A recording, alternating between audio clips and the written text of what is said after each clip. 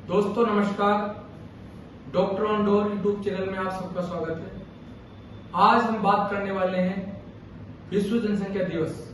आज 11 जुलाई है और हर साल 11 जुलाई को विश्व जनसंख्या दिवस मनाया जाता है। तो दोस्तों जो भी ये दिवस हम मनाते हैं इसके पीछे कुछ उद्देश्य होते हैं, किसी दिवस की कुछ थीम होती है। तो मैं पहले तो आपको बताना चाहता हूँ कि इसकी थीम क्या है। थीम है इस विश्व जनसंख्या दिवस की कि लैंगिक समानता की शक्ति को जागृत करना।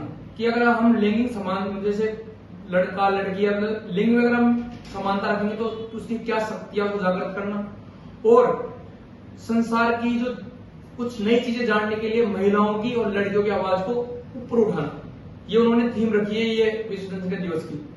उद्देश्य क्या होना चाहिए इसका कि जो जनसंख्या वृद्धि जो लगातार हो रही है उससे हमारे ऊपर क्या इफेक्ट पड़ने वाला है, इन समस्याओं पर हमको बात करना। तो आज हमारी जो टीम है डॉक्टर टीम जो ग्रामीण हेल्थ के लिए काम करती है, तो हम बात करना चाहेंगे हमारे ग्रामीण परिवेश में कि जनसंख्या दिवस को हम किस तरह से इसको लें और क्या हमको इसमें बदलने की जरूरत है।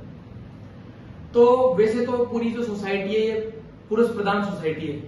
तो दिक्कत सबसे ज्यादा दिक्कत क्या होती है कि मैं गवर्नमेंट हॉस्पिटल में डॉक्टर हूँ, तो मैं कभी जनरल ड्यूटी भी करता हूँ, जैसे रात की मेरी ड्यूटी होती है या कभी दिन की ड्यूटी होती है। तो मेरे को क्या पेशेंट एडमिट करने होते हैं, वो भी स्पेशली गायनी के पेशेंट जो मैं एडमिट करता हूँ। तो जैसे कोई प्रेग्नेंट लेडी आती है उसको एडमिट करना होता है मेरे को, बाकी उपचार उसका जो डॉक्टर होता है कंसर्न वो आके वो करते हैं, लेकिन मेरे पास अथॉरिटी रहती है उसको एडमिट करने की। तो जब मैं एडमिट करता हूँ तो मैं क्या होता हूँ, मैं एक सवाल पूछता हूँ और ये मैं 2 साल से पूछता आ रहा हूँ कि भाई कौन से नंबर की ये डिलीवरी है। तो 1-2 होता है तो मैं उनसे कोई बातचीत करता नहीं हूँ और उनको भेज देता हूँ। लेकिन कई बार जैसे 3-4 या ज्यादा जो काउंट में जो डिलीवरी का जो उसका नंबर होता है जो, तो मैं पूछता हूँ कि भाई पहले क्या है। तो कुछ केस में आपको ऐसे डिस्कस करना चाहूंगा, जो खुद जो बंदा है वो खुद एक मजदूर है, मतलब अपना परिवार का लालन पोषण मतलब ये मजदूरी करके करता है। उसके अभी रिसेंटली बता रहा हूँ तो लास्ट मंथ की बात है, उसके एक बंदा मेरे पास आता है, उसके 7 बच्चियां थी और बस 8वां उसका वो अटेम्प्ट था जिसमें वो चाह रहा था कि उसका बच्चा हो जाए। हालांकि उस बंदे को भी गलत नहीं ठहरा सकते, क्योंकि क्या होता है कि जो सोसाइटी है बातें सब अच्छी करना चाहते हैं, लेकिन चीजों को बात करने में और चीजों को देखने में या उसको एक्सेप्ट करने में बहुत बड़ा डिफरेंस रहता है। तो क्योंकि सोसाइटी क्या चाहती है, मान लो अगर किसी की शादी का रिश्ते की बात होती है और उस लड़की के अगर भाई नहीं है तो लोग उसको मतलब अवॉइड करते हैं कि यार नहीं। तो ये गलत है। मतलब एक तरह से आप खुद उसको बढ़ाना चाह रहे हो और फिर बात करेंगे हम लैंगिक समानता की, तो बड़ा असंभव काम है। तो मैं चाहता हूं कि आप इन चीजों को, जो पढ़े लिखे लोग हैं, जो बुद्धिजीवी लोग हैं, अपना दिमाग जो दिमाग आपने बौद्धिक लेवल जो प्राप्त किया है उस पर काम करें और इन चीजों को अवॉइड करें।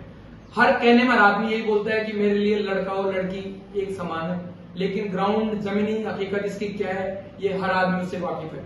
तो गांव में एक बहुत बड़ा मुद्दा है और इसमें मैं कई बार देखता हूं कि कई बार ऐसा होता है कि कोई एक आदमी का बच्चा सरकारी, बच्चा तो प्राइवेट में पढ़ रहा होता है और उसकी बच्ची सरकारी पढ़ रही होती है। मतलब आप शुरू से उसमें लैंगिक समानता तो आप रखते नहीं हो और बातें वो वही बराबर वही विश्वास के साथ वही करेंगे। तो मैं आप लोगों से अपील करना चाहता हूं मेरी टीम की ओर से कि इन चीजों पे आप थोड़ा काम करना शुरू करें। जो सोशल चेंज होते हैं वो अचानक से नहीं होते, उनके लिए कोई एकदम से कोई चेंज नहीं कर सकता हर आदमी के लिए, वो एक स्लो प्रोसेस है।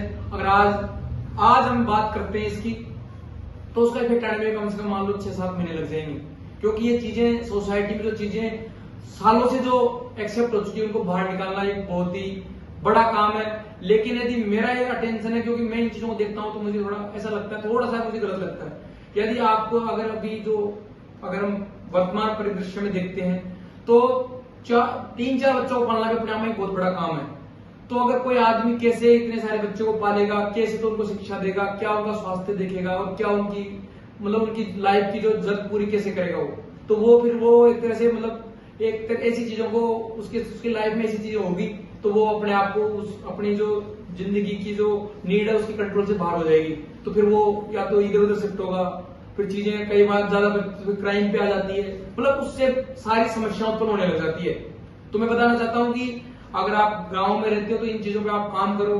आप डॉक्टर हैं, जैसे आप कोई बुद्धिजीवी है, तो इन चीजों पे काम नहीं, इन चीजों को आप खुद अपने पे पहले अपने परिप्रेक्ष्य में सही करके फिर दूसरे लोगों से बात करो तो अच्छा रहेगा।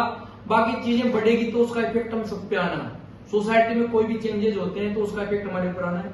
तो मैं चाहता हूं कि मेरी जो बात है, जो मैं कहना चाह रहा हूं आप लोगों से, ये आप लोगों तक पहुंची होगी।